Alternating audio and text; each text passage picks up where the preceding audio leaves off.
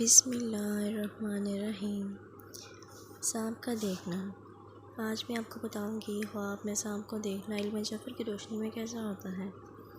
امام جعفر صادق علیہ السلام نے فرمایا کہ سانپ دشمن کی طرف اشارہ کرتا ہے۔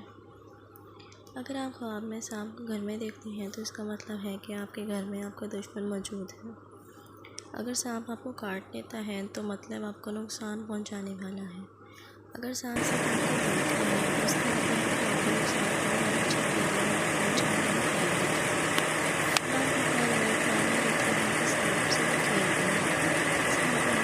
دشمن آپ پر حاوی نہیں ہوگا۔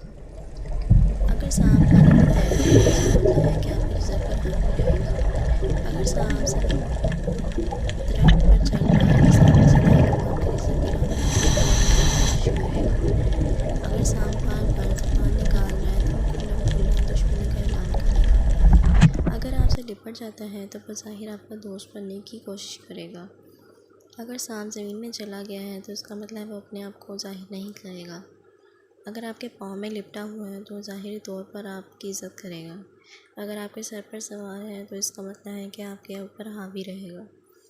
اگر سانپ آپ کے ساتھ سویا ہوا ہے تو اس کا مطلب ہے کہ وہ آپ کی بیوی یا آپ کا شوہر ہے۔